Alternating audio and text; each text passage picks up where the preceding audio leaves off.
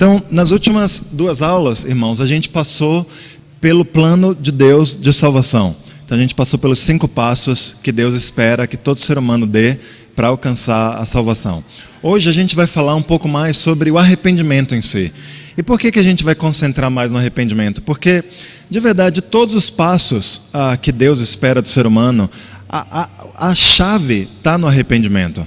Da gente entender isso e viver de acordo com esse estilo de vida. Então, primeiro, o que é arrependimento? Arrependimento vem da palavra metanoia. Metanoia é uma palavra no grego que tem duas partes para ela. Meta e noia. Meta é a mesma, significa uma mudança. E é a mesma palavra que é usada em metamorfose, por exemplo. Então, morfos é corpo, é forma. Então, quando você tem uma metamorfose, você tem uma mudança de forma. Por exemplo, a borboleta, né? Tem uma lagarta, passa por uma metamorfose e se torna uma borboleta. A meta, então, é uma mudança. Você sai de um lugar e você vai para outro distintamente diferente. E noia é mente. Então, metanoia é uma mudança de mente. A pessoa que se arrependeu, ela passou por uma mudança de mente. Ao longo dos séculos, esse conceito foi muito perdido nas comunidades cristãs. A ideia de arrependimento passou a ser a de penitência. Isso com a tradução da Bíblia no grego original para o latim. Um dos homens muito estudiosos que fez essa tradução traduziu a palavra metanoia como penitentiare. E aí isso foi absorvido na ideia de que nós, quando nos arrependemos, a gente tem que se mutilar, a gente tem que fazer 10 Ave Marias ou 5 Pai Nossos, que a gente tem que sofrer para que a gente possa experimentar a mudança. Como a gente vai ver aqui, esse conceito não é bíblico.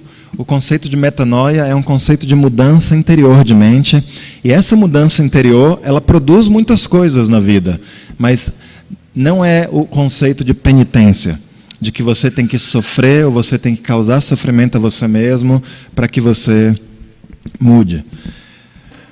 Antes da gente entrar mais a fundo sobre essas coisas, todos podem se arrepender? Todos os seres humanos podem se arrepender? Vamos ler aqui em 1 Timóteo, capítulo 2, versículos 3 e 4. Então, 1 Timóteo 2, versículos 3 e 4, a Bíblia diz o seguinte: Isso é bom e agradável perante Deus, nosso Salvador, que deseja que todos os homens sejam salvos e cheguem ao conhecimento da verdade. Então, Deus deseja que todos os homens sejam salvos. Deus criou cada ser humano esperando, torcendo, ansiando para que as pessoas se voltem para Ele. Cada um que foi criado. Ezequiel capítulo 18, versículos 31 e 32. Livrem-se de todos os males que vocês cometeram e busquem um coração novo e um espírito novo. Por que deveriam morrer, ó nação de Israel?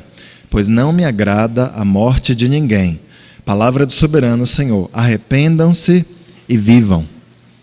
Então, de novo, aqui Deus, uma passagem tanto no Velho Testamento como no Novo Testamento, que deixam claro que Deus deseja que todas as pessoas se arrependam, que Deus deseja que todas as pessoas vivam e experimentem mudança em suas vidas. Então, frequentemente os versículos que a gente enfatiza quando fala de arrependimento é um mandamento. A gente se arrepende, a gente lê esse, a gente conhece bem esses versículos, mas existem alguns outros mandamentos que deixam a ação do arrependimento nas mãos de Deus. Então vamos ler 2 desses versículos. Existem outros, mas em Atos 11, versículo 18, então versículos que mostram que na verdade Deus concede arrependimento às pessoas. Então, Atos 11, versículo 18, fala o seguinte: ouvindo isso, não apresentaram mais objeções e louvaram a Deus, dizendo: então Deus concedeu arrependimento para a vida, até mesmo aos gentios. Então aqui você vê esse conceito de que Deus, Ele concede arrependimento. Arrependimento não é só algo que nós precisamos fazer. Em 2 Timóteo 2, 25. 2 Timóteo 2, 25. O servo de Deus deve corrigir com mansidão os que se lhe opõem, na esperança de que Deus lhes conceda o arrependimento, levando-os ao conhecimento da verdade. E aí a gente se pergunta, então, como funcionam esses dois conceitos? Como que a gente deve se arrepender? Mas como que esses versículos falam sobre Deus conceder arrependimento a outras pessoas? Bem, como bons estudiosos da Bíblia, o que a gente faz com versículos que parecem dizer coisas diferentes? A gente busca harmonizá-los, a gente busca entender como isso acontece na linguagem o tempo todo. A gente fala uma coisa, daqui a 5 minutos parece que a gente está falando algo contrário. E não quer dizer que a gente está se contradizendo, quer dizer que existem aspectos de uma mesma coisa que às vezes parecem ir para esse lado e às vezes parecem ir para esse outro lado. Então o que Deus está dizendo aqui? Deus está dizendo que Ele vai conceder arrependimento a todos os que desejarem se arrepender. Deus vai permitir. A imagem que a gente deve ter é o seguinte: arrependimento é algo tão poderoso, é algo tão difícil, o padrão de Deus é algo tão grande, que se Deus não quisesse, se não fosse pela bondade de Deus, nós jamais conseguiríamos nos arrepender, mesmo que a gente quisesse, mesmo que a gente desse todo o nosso coração, a gente não conseguiria chegar lá, a não ser que Deus intervisse. Então essas escrituras que mostram que Deus concede o arrependimento, são Deus dizendo: olha, você quer se arrepender? Você está dando todo o seu coração para se arrepender? Então eu vou conceder o arrependimento a você. Mas eu vou conceder somente àqueles que quiserem se arrepender, aqueles que realmente tiverem o desejo de mudarem de mente e virem na minha direção. Faz sentido? Eu acho que é uma escritura excelente que capta esses dois pontos a respeito do arrependimento. Está aqui em Filipenses capítulo 2, no versículo 13. Então olha o que Filipenses capítulo 2, versículo 13 diz: pois é Deus quem efetua em vocês tanto o querer quanto o realizar, de acordo com a boa vontade dele. Então a Bíblia diz aqui que Deus efetua em nós tanto querer quanto realizar, de acordo com a boa vontade dele. Então Deus ajuda nossos corações a darem os passos que a gente quer dar. Deus, Ele trabalha em nós para que a gente tenha condições de se arrepender. Faz sentido? Isso é uma boa notícia. Quando a gente for para o extremo de pensar, basta a gente aceitar a bondade de Deus, a gente tem escrituras que nos corrigem a respeito disso. Não basta só aceitar a bondade de Deus. Deus espera que a nossa fé nele seja algo real, seja algo verdadeiro, seja mostrada por meio de frutos, de obras. Mas às vezes a gente pode ir para o outro lado também. A gente pode pensar: meu Deus, o peso está todo sobre meus ombros. Parece que a coisa virou humana. Você quer ter um relacionamento com Deus? Então vá, faça o que é certo, tenha coração, se arrependa, se esforce. E aí escrituras como essa nos alertam sobre esse outro extremo. Não é assim também. Por mais que a gente queira e dê todo o nosso coração, existe um componente onde Deus está vindo e nos ajudando. Nós nunca estamos sozinhos. A salvação nunca vai ser só pelo nosso mérito ou pelas nossas forças. Deus sempre vai fazer a maior parte e nos ajudar a chegar até Ele. Mas existe uma parte, ainda que seja pequena, que cabe a nós. E sem essa parte que cabe a nós, nós não vamos conseguir ver a Deus também. Certo? Então, vamos passar aqui para 2 Coríntios 7. Vamos tentar nos aprofundar um pouquinho sobre o que significa arrependimento na prática. Como que a gente vê arrependimento? Você concorda comigo? Se arrependimento é uma mudança de mente, o arrependimento em si não pode ser visto. Certo? Porque ninguém consegue ver a mente um do outro. Então eu não posso dizer: eu estou vendo o arrependimento em si na sua vida. No entanto, a Bíblia deixa claro que nós podemos ver os frutos do arrependimento. Então o arrependimento é algo que acontece lá dentro. Mas se o arrependimento é real, ele produz frutos. E os frutos são visíveis. de forma que você pode ver se uma pessoa está arrependida. Não porque você consegue ver o arrependimento em si, mas porque você consegue ver a presença ou a ausência de frutos na vida dessa pessoa. Então a pergunta para nós é: como que a gente enxerga os frutos? Quais são os frutos de uma pessoa que está verdadeiramente arrependida? Vamos ler 2 Coríntios 7, os versículos 8 até o 11.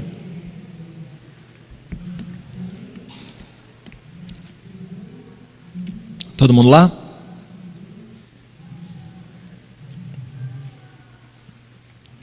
Segunda Coríntios 7, do 8 até o 11.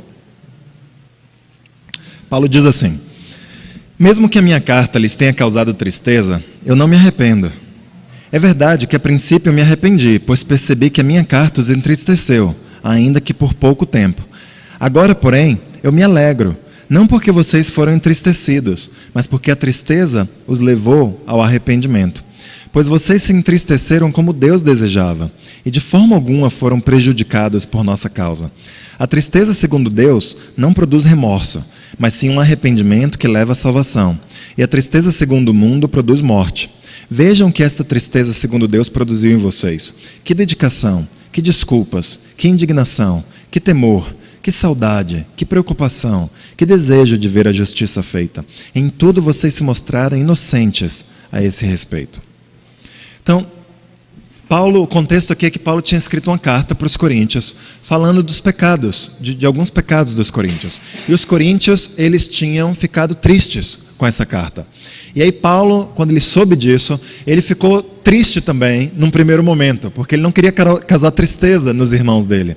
Mas depois da tristeza inicial dos coríntios, coisas aconteceram na vida dos irmãos que levaram Paulo a pensar: opa, então eu não tenho razão para ficar triste aqui, porque essa tristeza que foi gerada no coração dos coríntios produziu muitas coisas boas na vida deles. Produziu uma mudança na vida deles. E aí Paulo aqui, ele contrasta duas tristezas. Uma tristeza segundo o mundo e uma tristeza segundo Deus. A tristeza segundo o mundo é uma tristeza que fica preocupada ou triste com as consequências do pecado. Então, se eu tive relação sexual indevidamente com uma mulher e ela engravidou, eu fico triste porque agora eu vou ter um filho, ou talvez meu casamento vai acabar. E eu não queria essas consequências, e aquilo me dá uma aflição. Eu não estou preocupado com o que Deus pensa sobre esse ato. Eu estou preocupado com o que vai acontecer comigo, com as consequências que eu vou ter que enfrentar. Talvez eu tenha roubado uma pessoa, e eu fui descoberto, eu fui julgado, e agora eu vou ter que ir para a prisão. E eu estou lamentando o fato de eu ir para a prisão, porque agora eu vou enfrentar consequências do meu ato. Eu não estou lamentando o fato de eu ter feito algo que desagrada a Deus no começo, quando eu fui e roubei a propriedade de outra pessoa. Então, essa tristeza segundo o mundo, ela produz morte. Ela não produz vida espiritual. Ela não nos leva a agradar a Deus. A gente pode ficar triste, mas a gente não necessariamente muda nossos caminhos. A tristeza segundo Deus, ela se preocupa com o que Deus pensa sobre isso. Ela não se preocupa principalmente com as consequências das nossas ações. Por exemplo, eu fui e eu roubei uma pessoa. E agora eu me dei conta de que isso é errado. Eu posso até ser julgado e eu posso até ir para a prisão, mas eu estou mais preocupado em ir restaurar o que eu fiz de errado, em devolver o dinheiro para a pessoa ou a propriedade que eu roubei.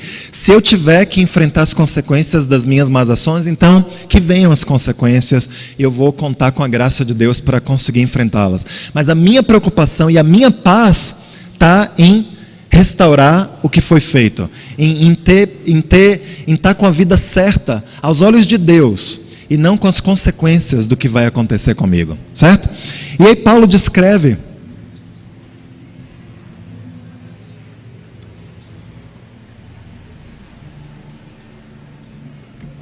tem uma Meriva, irmãos, aqui na frente que está com o vidro abaixado. Se for de onde vocês, ETF 5638, eu acho. 5658. A luz está acesa, para a bateria não descarregar. Então, as características. Então, Paulo fala aqui sobre algumas características da tristeza de Deus. essa tristeza de Deus é o que vai levar ao arrependimento. São as coisas que a gente pode ver, que identificar. Quais são essas tristezas? Bem, na verdade, primeiro vamos falar das tristezas do mundo. A tristeza segundo... Onde Paulo fala?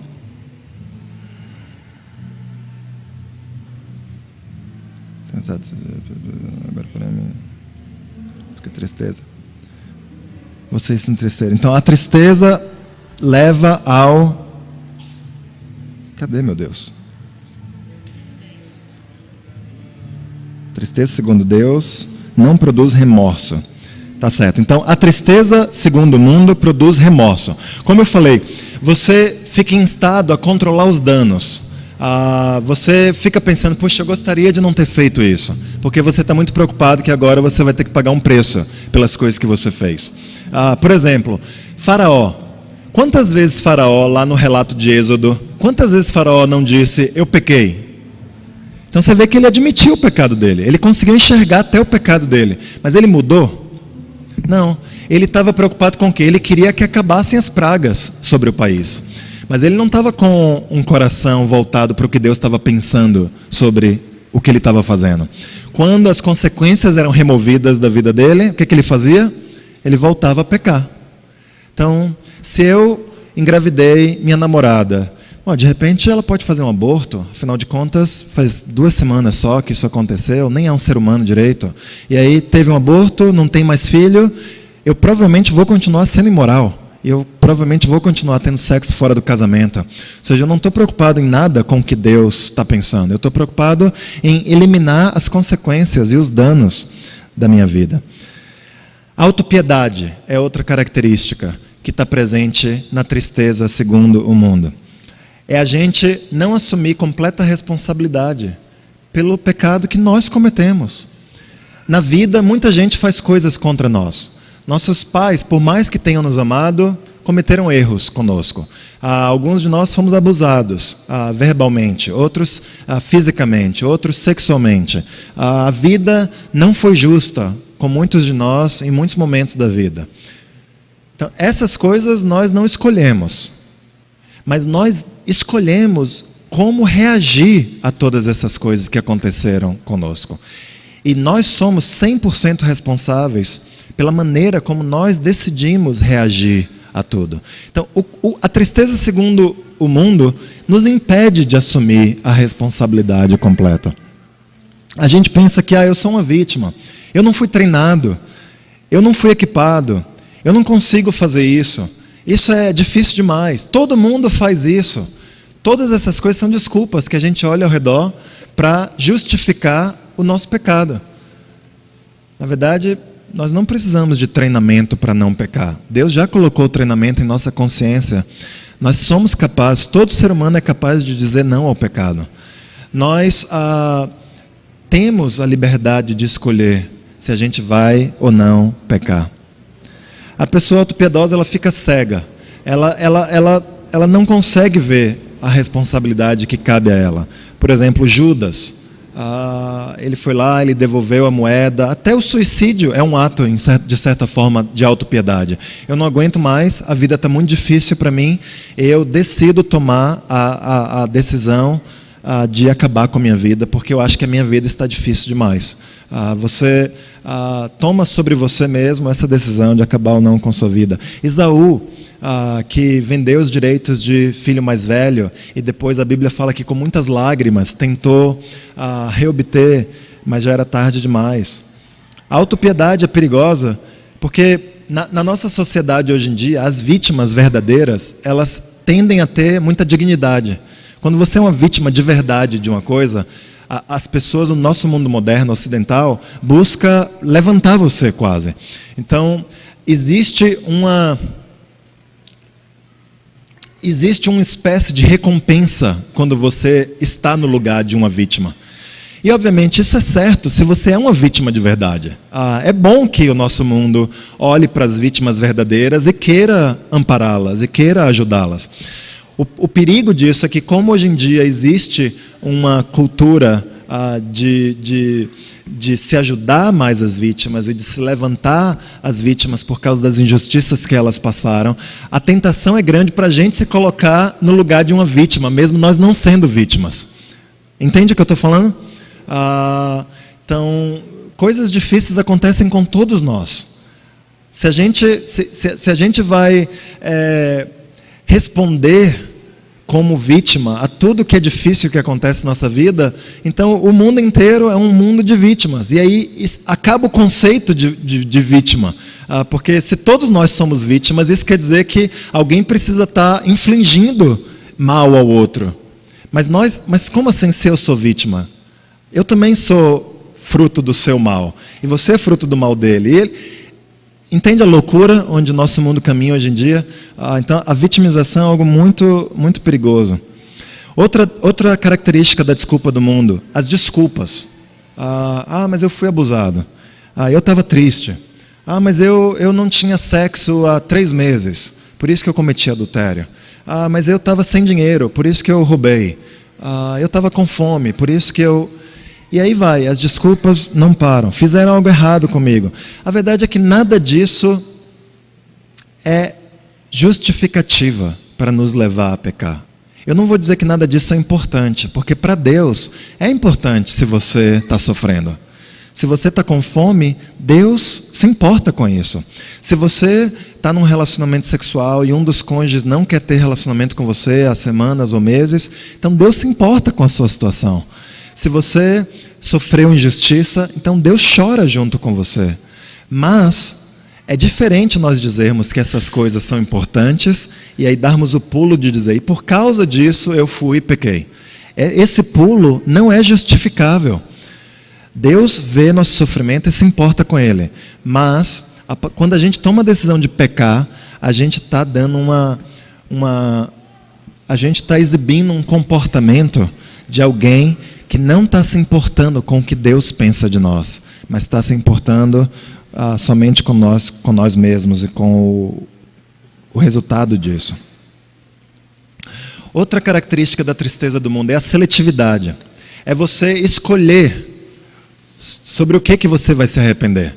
Tá aqui, Deus fala 4 coisas, e aí você decide fazer 3 coisas, e a maioria das pessoas acha que você está indo muito bem. Fala assim, puxa, ele já fez 75% do que Deus está pedindo dele. Mas aí na última você não faz.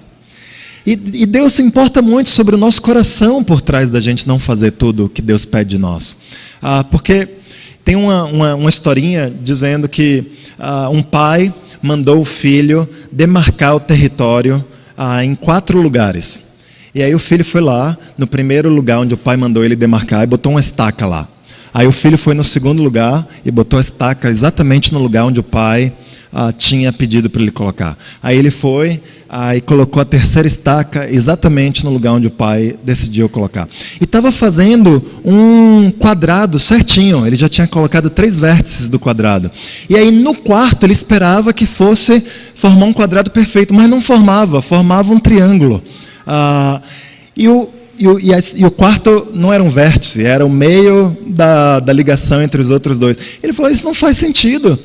Meu pai com certeza queria que eu fizesse um quadrado aqui, e ele me deu direções erradas, ou então meu pai ficou um pouco maluco. Eu vou colocar a estaca onde eu acho que o quadrado se forma. E a pergunta é, esse filho obedeceu ao pai?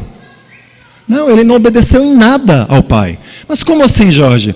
Ele não botou a estaca nos 3 vértices exatamente onde o pai estava pedindo? A verdade é que esse filho, ele fez sempre o que ele achava que ele tinha que fazer. Ele colocou a estaca nos vértices porque ele achava que fazia sentido colocar a estaca nos vértices. No único lugar onde na cabeça dele não fazia sentido ele colocar a estaca onde o pai mandou, ele colocou onde ele achava que tinha que colocar. Ou seja, o tempo todo ele estava seguindo a opinião dele, o entendimento dele. E isso demonstra uma completa desobediência de Deus. Então, é muito importante a gente entender isso sobre nossas vidas, irmãos. A gente entender isso até sobre nossos irmãos. Tem cristãos hoje na nossa igreja que falam, né, eu vou fazer tudo, menos ter parceria de discipulado. Mas eu não vou evangelizar mais. Essa pessoa, e a gente é tentado a achar que Ah, não, mas ele está sendo um cristão, mas tem uma areazinha aqui para melhorar. Na verdade, a Bíblia deixa bem claro que uma pessoa que diga tudo Deus, menos isso, ela vive em completa desobediência a Deus. Você já parou para pensar nisso sobre seus irmãos? Você já parou para pensar isso sobre sua vida? Tem alguma área na sua vida onde Deus está falando, faça, e você está relutando em fazer? E você está dizendo, não, eu não estou me referindo aqui. Todos nós vamos achar alguma área da nossa vida onde a gente não está conseguindo obedecer direito, certo? Todos nós. O único ser humano que não consegue ver isso foi Jesus Cristo. Mas existe uma diferença entre você falar, eu vou obedecer, e eu vou insistir aqui até conseguir. E se eu não conseguir, então eu vou morrer insistindo. Alguns de nós aqui estão lutando com nossa pureza. Eu quero incentivar vocês, especialmente vocês homens, lutem contra a sua pureza até o fim da vida. E se acontecer alguma coisa que foi desobediência a Deus, então você confesse isso a Deus, abra seu coração aos irmãos, e você se livre de qualquer coisa que esteja atrapalhando você. E continue lutando para você ser um homem puro. Isso é obediência. E Deus vai nos ajudar em algum momento a vencer completamente isso daí. Agora, se você falar, eu desisto, chega. Ou então, no passado eu já fui ferido por isso, eu não vou tentar de novo. Então você está exibindo uma tristeza segundo o mundo. E essa tristeza vai produzir morte em você. Vai produzir afastamento de Deus em sua vida. E eu quero encorajar a gente a pensar isso sobre nossos irmãos também. Porque a gente está, alguns de nós, não todos, mas alguns de nós estamos ficando cegos sobre o padrão de arrependimento. Alguns de nós podemos estar achando que o padrão é muito alto, isso daqui é impossível de se alcançar. Olha, se é possível, se não é, eu não sei. O que eu sei é que é esse o padrão, e nós vamos esperar uns dos outros o padrão que Deus nos der. Se muitos de nós vamos alcançar, ótimo. Se poucos de nós vamos alcançar, amém. Deus sabe o que Ele vai fazer com nossas vidas. Mas nós precisamos esperar uns dos outros o que Deus espera de nós. Amém? Então, essa é uma outra característica da tristeza segundo o mundo. Ela é seletiva. Ela escolhe o que ela vai se arrepender ou o que ela não vai. Outra característica da tristeza segundo o mundo é a repetição. Vamos ler aqui uma escritura em Hebreus 10. Hebreus 10, versículos 26 e 27.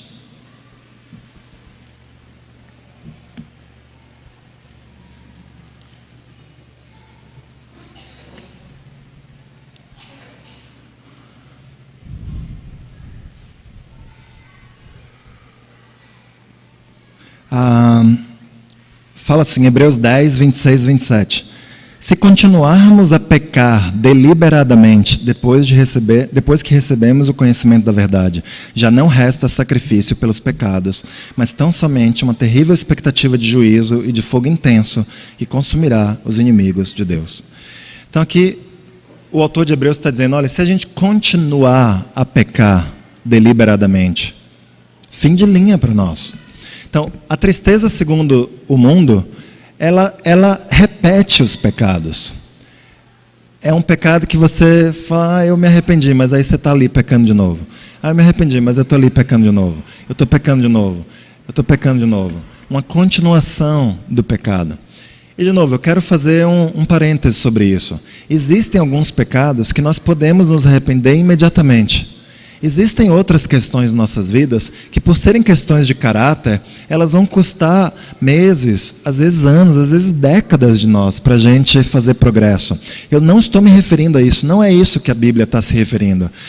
A Bíblia está se referindo a você desistir de lutar contra o pecado em alguma área da sua vida e você chutar o balde, você entregar os pontos. Isso, se você continua a fazer isso, então você vai perder a sua chance de salvação. Eu não estou me referindo a você, vou dar o meu exemplo, por exemplo, que luto com impaciência. Eu estou há 18 anos como cristão, lutando para ser um homem mais paciente. E às vezes eu vejo mais progresso na minha vida, às vezes parece que eu não saí do lugar, às vezes eu até sinto que eu dei um passo atrás. Certamente quando eu olho para a minha vida há 18 anos, eu me vejo um homem mais paciente. Mas o progresso é lento, é difícil, é algo que eu preciso a cada dia estar pensando e lutando para ter no meu coração a paciência e a mansidão de Cristo. Eu sei que praticamente todos nós lutamos com algum pecado de caráter, em que a gente vai ter que... O arrependimento é quase como... O mais difícil em você se arrepender desses pecados é você não perder a esperança de lutar contra ele. É de você continuar obtendo de Deus a visão de que Deus vai me ajudar a vencer isso. Em algum momento eu vou ser um homem ou uma mulher diferente. Você entende o que eu estou falando, né? O esforço de acreditar parece que é mais heróico até do que qualquer outra coisa. Porque isso é difícil. E Deus espera que a gente continue fazendo isso. Que a gente não perca a fé de que é possível mudar nessa área de nossas vidas. E por fim, uma última característica que eu vejo na tristeza segundo o mundo é que a dor do pecado dura muito tempo. A dor sempre vem na tristeza, né? Senão não seria tristeza. É uma tristeza segundo o mundo ou é uma tristeza segundo Deus? Mas quanto tempo dura essa dor em nossa vida? A tristeza do mundo dura bastante tempo. Mas a tristeza segundo Deus, ela vem, ela pode ser aguda, ela pode até parecer nos massacrar, mas aí a gente decide fazer algo a respeito disso. E a dor vai embora. Ela geralmente vai embora rápido.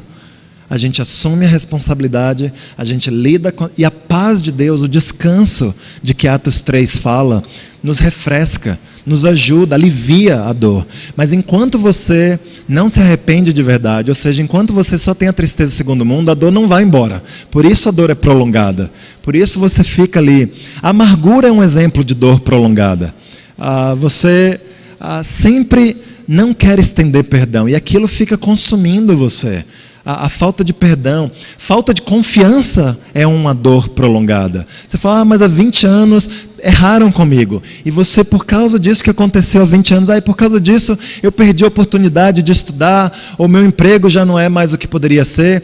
E você não confia mais por causa de algo que aconteceu há 20 anos. E você continua sofrendo a dor de você não confiar, ano atrás de ano, atrás de ano, atrás de ano. Então, uma dor prolongada. A dor de Deus é um evento, é uma instância. Você sente a dor, ela fere, mas ela não machuca você. Ela pode ir fundo e dilacerar você, mas ela não tem o seu mal em mente. E por isso a sua vida sai melhor depois do que quando você começou. O cirurgião, ele fere as pessoas com o bisturi, mas o alvo do cirurgião é eliminar algo ruim. É o bem da pessoa, e por isso o bisturi, ele não machuca o corpo, pelo contrário, ele cura o corpo. A tristeza de Deus fere porque ela causa dor, mas é uma dor que vai embora, e depois ela traz a cura, e a cura é bem-vinda, a cura alivia, a cura nos alivia do fardo, em vez de atrapalhá-lo. Então essas são as características da tristeza segundo o mundo. Quais são as características da tristeza segundo Deus? Essas são explícitas aqui nos versículos bíblicos. Fala de desculpas e de indignação. Sabe, as pessoas não ficam tentando adivinhar ou cavar o que está passando no coração de alguém que está arrependido. A pessoa mesmo entrega todos os pontos. Ela é rápida, ela quer falar do que está passando no coração dela. Ela não fica tentando evitar as questões. Ela é urgente sobre as coisas que estão se passando em sua vida. Ela não fica tendo indignação e se desculpando ao mesmo tempo. Você já pensou em alguém... Fazer um teatrinho aqui. Imagina que eu e meu filho, sabe? Uma cena que às vezes acontece, infelizmente. Eu estou lá, João... vai arrumar seu quarto. Aí ele continua lendo o gibi. Eu falei, filho, olha para mim. Aí ele para, olha para mim. Por favor, vá arrumar seu quarto. Ele, tá bom. Aí ele volta e lê o gibi. E aí na terceira vez eu já estou... João Marcos, vai arrumar seu quarto. E aí eu me dou conta de que eu pequei. E aí eu vou confessar meu pecado para a irmã aqui. Eu falo, puxa, irmã, eu gritei com meu filho. Ele estava lendo gibis e ele me desobedeceu 3 vezes, mas aí eu passei do limite da minha autoridade. Eu gritei com ele. E ele não obteve uma imagem fidedigna de Deus quando eu estava lidando com o pecado dele. Então isso é a atitude de alguém que está assumindo a sua responsabilidade. Não importa o que ele fez. Ele merecia uma disciplina ali. Mas eu passei da minha linha quando eu gritei com ele. Ponto final. E não tem nada a ver com ele isso. Tem a ver com o meu pecado, a minha impaciência. Agora, imagina se eu fosse falar com a irmã desse jeito. Nossa, eu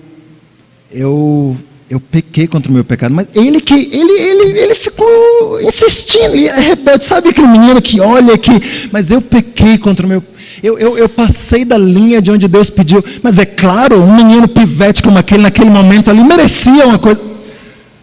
Você consegue imaginar uma pessoa assumindo responsabilidade e indignada com os outros ao mesmo tempo? Impossível. Tenta fazer isso com algum pecado seu. Com, sei lá, qualquer pecado. Você não vai conseguir. Ou você assume sua responsabilidade e sente aquela dor, ou você fica indignado com os outros, apontando o dedo, mas você não consegue fazer os dois ao mesmo tempo, porque eles são mutuamente exclusivos. Por isso que a gente precisa, quando a gente estiver ajudando pessoas a se arrependerem, a gente precisa, no processo de ajudar uma pessoa a se quebrantar, a gente precisa lidar com qualquer justificativa que a pessoa tenha, que ela esteja dando para o seu pecado. Digamos que eu fale ali com o irmão, falando, mas ele é muito rebelde. Alguém precisaria ler uma escritura comigo, para me ajudar a enxergar como a rebeldia do meu filho não tem nada a ver com o meu pecado. Por exemplo, Marcos 7. Vamos ler aqui, Jorge. Você tá dizendo então que seu filho rebelde tornou impossível você não gritar com ele. É isso mesmo. Nossa, quando ele faz isso, eu fico doido, não consigo me controlar. Vamos ler Marcos 7 aqui, onde Jesus fala de onde brota o pecado? Do coração. Assim, então, realmente, Jorge, de onde brotou seu pecado? Do seu filho ou de você mesmo? Que resposta que eu tenho para dar para isso, diante das Escrituras? Do meu coração. Então, qual é o papel do seu filho nisso? Bem, o seu filho foi só um instrumento que foi usado para revelar o que já estava no seu coração. A sua impaciência não foi criada pelo seu filho. Você é um homem impaciente. E naquele momento, você só conseguiu ver o que já estava no seu coração.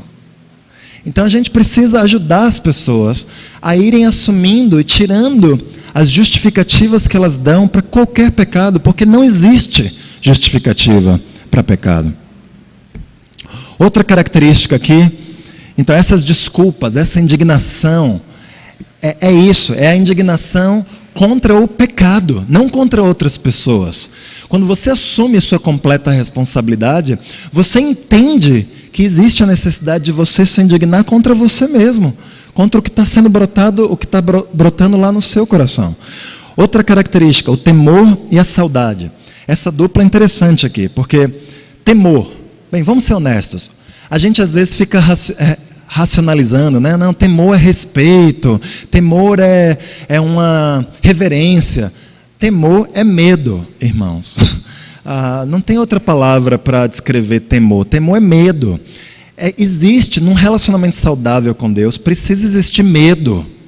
É isso mesmo que eu estou falando. Tem muitos gurus aí que acham que estão descobrindo o Brasil, ao dizer, não, um relacionamento com Deus não é baseado em medo. Isso é mentira. 2 Coríntios 7 é uma das escrituras que deixam isso claro. Precisa existir medo. Só o tolo veria o perigo do inferno e não sentiria medo. Se você quer ter um relacionamento com Deus que não tem medo como um dos elementos, então você é um tolo, porque você está vendo um perigo e você está falando, tudo bem, não tenho medo não de ir para o inferno. Agora, o medo, aí você fala, mas 1 João não diz que o perfeito amor expulsa o medo? Sim, o perfeito amor expulsa o medo. Ué, como assim? Agora confundi. Como que eu posso ter medo de Deus e amor a Deus ao mesmo tempo? O medo é o que faz a gente acordar. É aquele choque de adrenalina. E fala, opa, se aparecer um leão aqui, quem vai sentir medo? Espero que todo mundo, né? E a gente vai fazer alguma coisa para fugir do leão. É isso mesmo, a gente deveria ter isso. Quando vem o perigo, a gente deveria ter aquele choque de medo que faz a adrenalina ser lançada no nosso corpo para a gente ter ação. Falar, alerta, alguma coisa precisa ser feita aqui. Então Deus usa o medo para nos alertar, para nos encorajar a fazer algo a respeito do pecado. Agora a saudade, o que é saudade?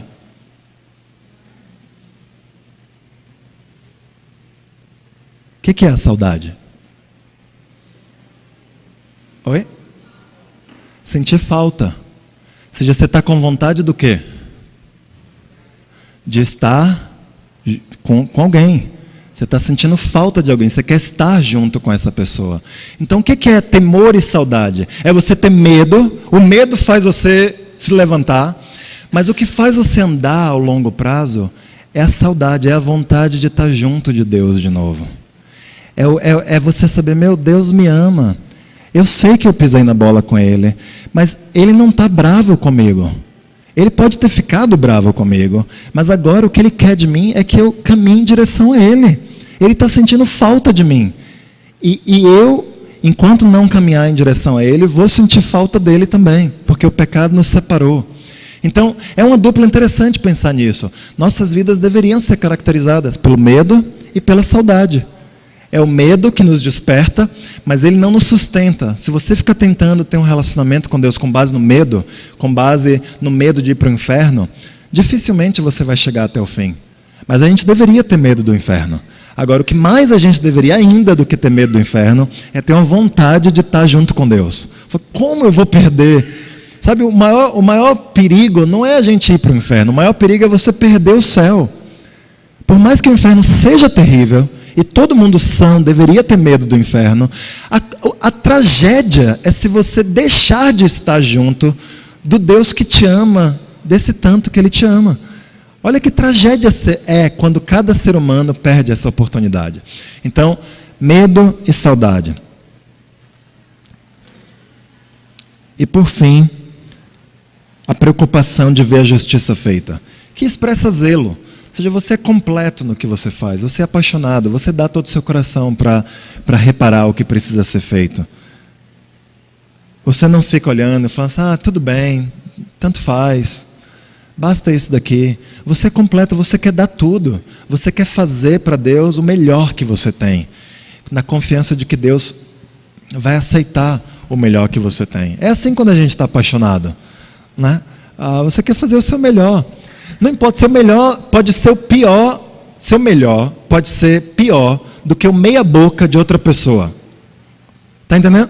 Tipo assim, digamos, se eu for desenhar uma coisa, olha, meu melhor desenho vai ser pior do que o desenho, acho que da maioria de vocês. Eu não consigo nem desenhar um homem de palito assim direita. Eu sou péssimo em desenhar. Mas se eu fizer um cartão para Ana com um desenho, vai ser o meu melhor. Eu vou decalcar, eu vou pedir dicas, eu vou aprender a fazer traços, porque eu quero que a Ana sinta o meu melhor. Agora, pega algum artista aqui, o meu melhor desenho não vai nem chegar aos pés do seu, mas talvez você seja tão bom em desenhar, que você fez uma coisa meia boca lá, e já saiu melhor do que o meu. Então, eu estou dando essa ilustração, porque para Deus, isso é muito importante. Deus não quer que a gente fique se comparando uns com os outros. Deus ele não está se perguntando se o seu esforço é melhor, maior, mais do que o dele. Ele está querendo o seu melhor. E isso vale muito para Deus. O desenho de alguém que não sabe desenhar, que deu todo o coração para Deus, vale mais do que o desenho de alguém que sabe desenhar, que fez meia boca. Então isso deveria comunicar para a gente um valor de Deus. Deus quer zelo da nossa parte. Ele quer o nosso melhor e isso é bom o suficiente para Ele. Então, vamos abrir aqui para perguntas e respostas. Você tem perguntas, alguma dúvida sobre isso? Qualquer questão que você queira trazer? Sim.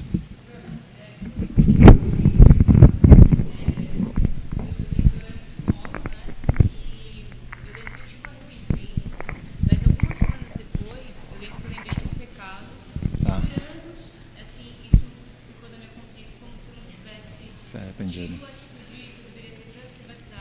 Tá.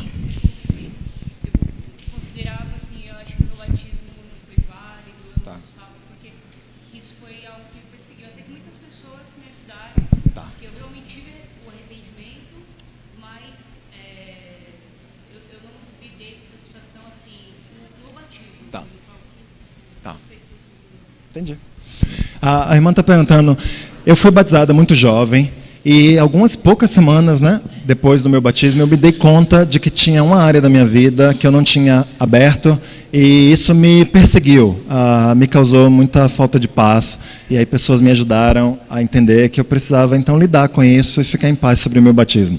Você escondeu isso no seu batismo ou você não pensou?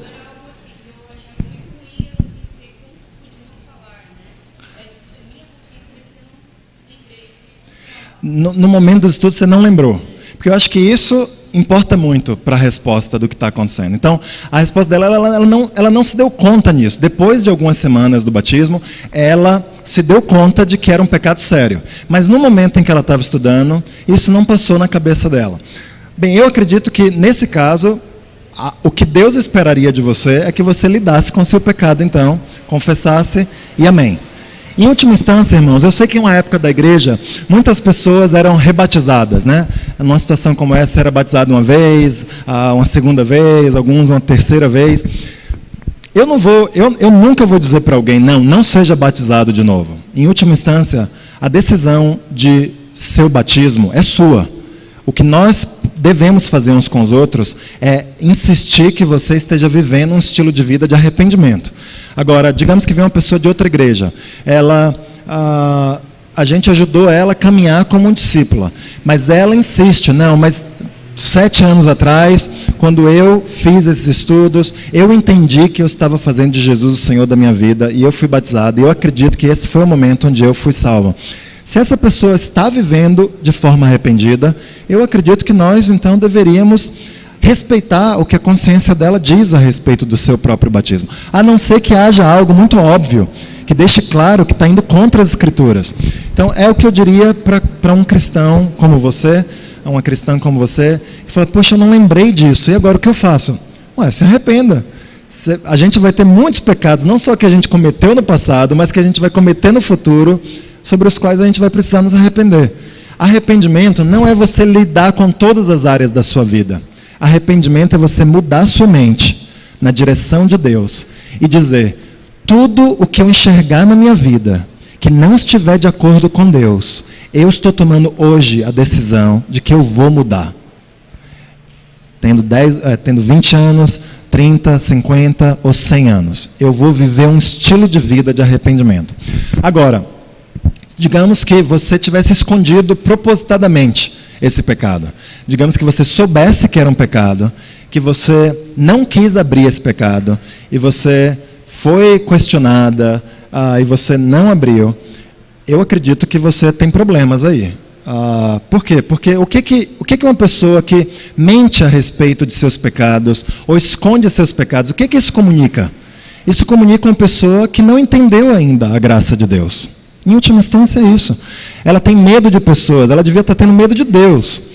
Ela tá permitindo que pessoas tenham uma importância maior em sua vida do que elas deveriam ter. Então, eu não sei necessariamente se isso deveria levar a um batismo, acho que isso precisa ser visto no caso a caso, mas certamente tem algo grave acontecendo no coração de uma pessoa que propositadamente esconde seus pecados. E, em última instância, se abriu, essa é a boa notícia. Que bom que abriu. Podia ter ficado anos sem abrir, e mentindo para os outros, mas abriu. Então, agora vamos trabalhar. Independente se isso vai levar a um novo batismo ou não, eu estou mais importando com o estilo de vida arrependido dessa pessoa, né? Então, tendo aberto ou não, que bom que abriu. Quer dizer, entendeu?